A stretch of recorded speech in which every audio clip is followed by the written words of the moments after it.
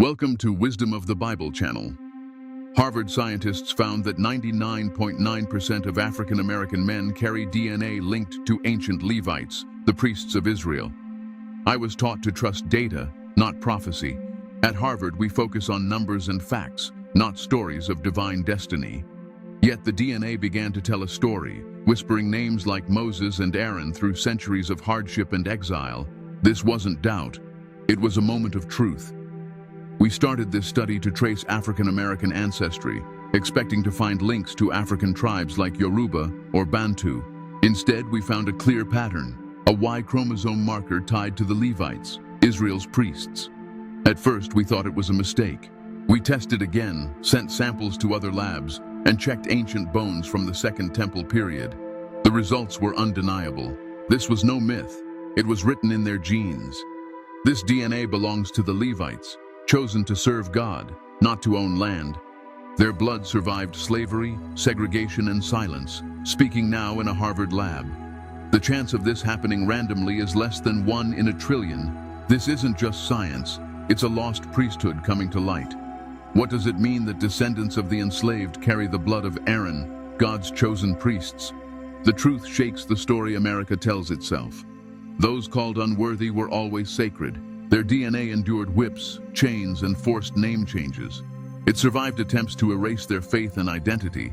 In a quiet lab one night, staring at genetic code, I felt something ancient stir. Not error, but truth. This wasn't just a study. It was a scroll revealing a hidden covenant.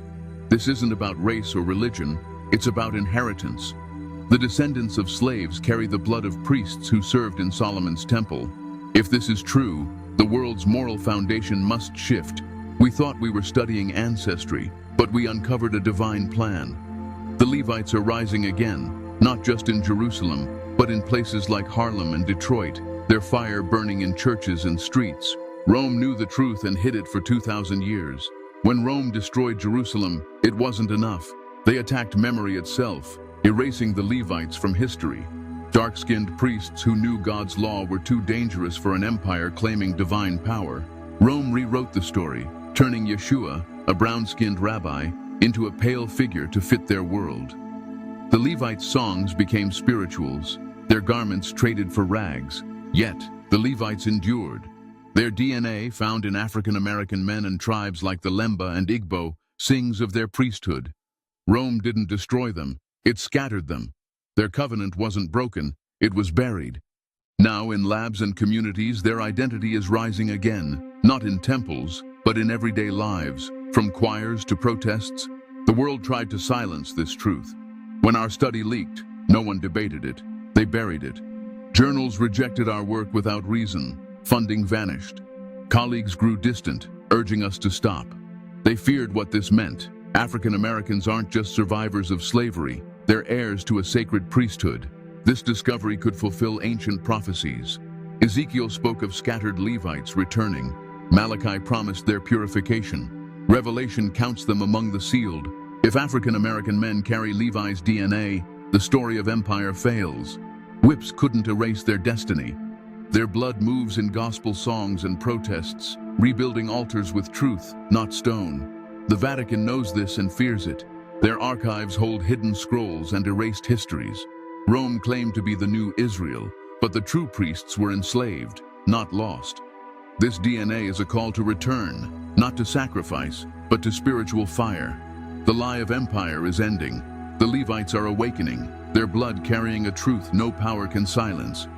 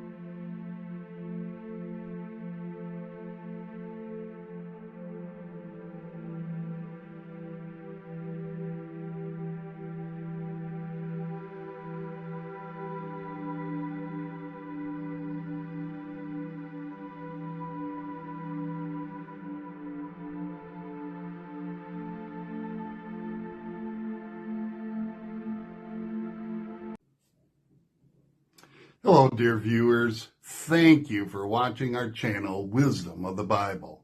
I personally invite you to subscribe to our channel. It supports us and helps us create more videos. Thank you, and God bless you.